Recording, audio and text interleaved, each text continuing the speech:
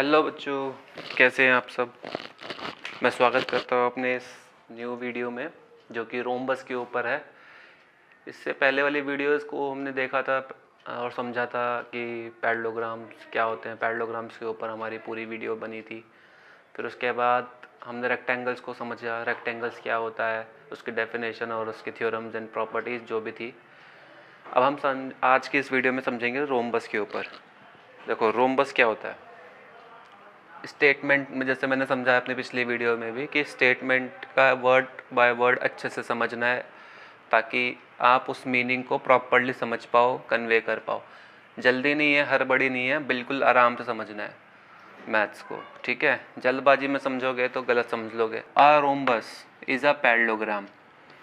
पहली स्टेटमेंट में इतना बता दिया कि रोम्बस हमेशा क्या होगा, एक पैरेललोग्राम होगा। The pair of its consecutive sides equal. अब इसका मतलब क्या हुआ कि रोम्बस एक पैरेललोग्राम होगा दिखने में, यानी कि पैरेललोग्राम कुछ दिखने में ऐसा होता है, ABCD लिख दिया मैंने। क्वेश्चन ये है कि रोम्बस को पैरेललोग्राम से अगर अलग समझना है तो वो ये है कि उसकी जो पेयर है कॉन्सेक्यूटिव साइड्स का वो इक्वल होना चाहिए। कॉन्सेक्यूटिव साइड्स का मतलब क्या होता है। कॉन्सेक्यूटिव साइड्स का मतलब होता है कि अगर जैसे AB साइड है, AB साइड के बाद कौन सी साइड आएगी। अगर मैं एंटी क्लॉकवाइज जाऊँ तो AB के बाद आएगी BC, BC के बाद आएगी CD, CD के बाद आएगी AD। जैसे 1 के बाद हमेशा 2 आता है, 2 के बाद हमेशा 3 आता है, तो उनको बोलते हैं कॉन्सेक्यूटिव नंबर। कि उसके बाद कौन सा नंबर आएगा, 3 के बाद 4 ही आएगा, 4 के बाद 5 ही आएगा। अगर मैं नेचुरल नंबर की बात तो इसको कहता हूँ कॉन्सेक्यूटिव नंबर्स।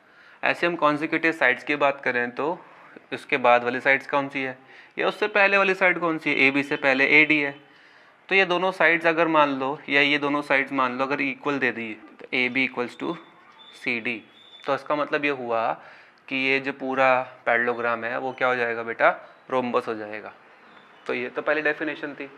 और दूसरी डेफिनेशन क्या है कि मान लो अगर हमें पैरेललोग्राम गिवन नहीं है, सिर्फ एक क्वाड्रिलेटरल दे रखा है ABCD नाम का, और उसमें ये बोल दिया कि क्वाड्रिलेटरल रोम्बस हो जाएगा कब, in which all sides are equal.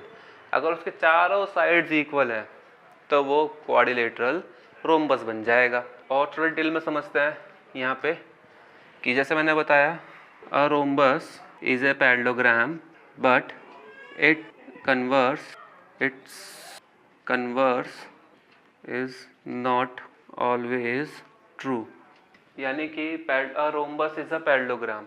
Rhombus हमेशा क्या हो सकता है बेटा, पैरेललोग्राम हो सकता है, और रोम्बस इज अ पैरेललोग्राम। लेकिन अब पैरेललोग्राम हमेशा रोम्बस नहीं हो सकता, यानी it converse is not always true. यहाँ पे यही बात हो रही है जैसे मैंने पीछे आपको रेक्टेंगल केस में समझाया था पिछली वीडियो में, कि यहाँ पे लिख सकते हैं all rhombus are parallelogram but all parallelogram are not rhombus.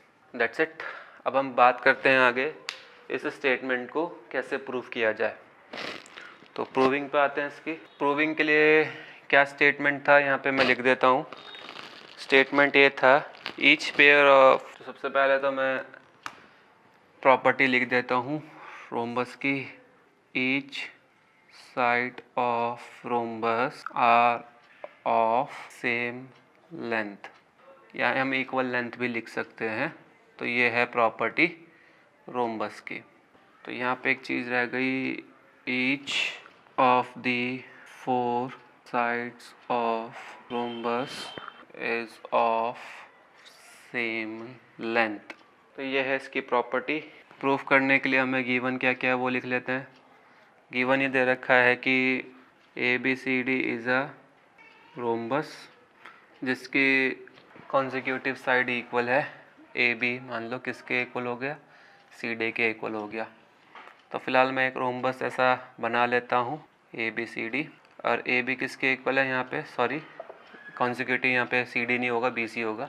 AB किसके इक्वल है यहाँ पे, BC के इक्वल है। तो एक चीज़ हमको गिवन है, यहाँ पे मैंने स्टार्टिंग में लिख दिया था, rhombus is a parallelogram is a pair of consecutive sides are equal. Consecutive side हमें इक्वल दे रखी है तो ये गिवन में डाल दो और वो ABCD रोम्बस है।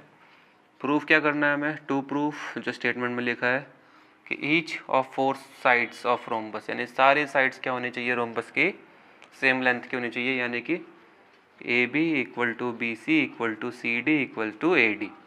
ये हमको प्रूफ करना है इसके अंदर। तो चलिए हम स्टार्ट करते हैं अपना प्रूफ।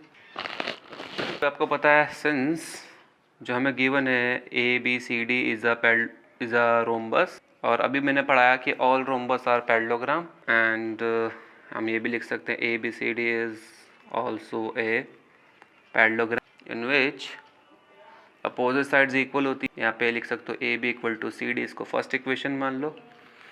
यहाँ पे लिख देना opposite sides of parallelograms are equal, और आपको दे रखा है A B equal to B C, ये आपको गिवन है, उसको सेकंड इक्वेशन मान लेना। तो from first and second equation आपको दिख रहा होगा कि ए बी सी डी के भी इक्वल है, और ए बी बी सी के भी इक्वल है, और ए बी सी डी के भी इक्वल है। दोनों में ए बी आ रहा है, तो ए बी सी डी के भी इक्वल है, ए बी सी के भी इक्वल है।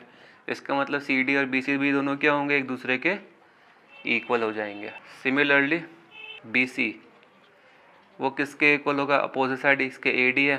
देयरफॉर यहाँ पे जो ए डी जो बी सी है वो ए बी के इक्वल है, तो यहाँ पे लिख देना, हाँ तो बस ये लिख देना सिमिलरली बी सी किसके इक्वल है भैया, ए डी के इक्वल है, क्योंकि अपोजिट साइड इक्वल है, और यहाँ पे बी सी किसके इक्वल है, ए बी के इक्वल है, तो इसी के इक्वल टू में आगे लिख देना ए बी।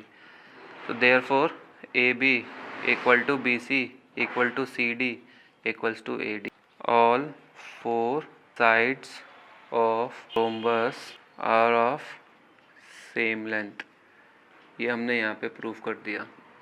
बस ये स्टेटमेंट हमको पता होना चाहिए कि रोम्बस भी एक पैरेललोग्राम होता है, क्योंकि बिना उस स्टेटमेंट के आप ये थ्योरम प्रूफ नहीं कर सकते। और साथ ही साथ रोम्बस के लिए हमें एक कंडीशन गिवन होनी चाहिए कि उसका एक कॉन्सेक्यूटिव साइड इक्वल होनी चाहिए। तो आई होप आपको समझ में आ गया होगा। अब मिलते हैं हम अपनी नेक्स्ट वीडियो में, जो कि होगी स्क्वायर के ऊपर।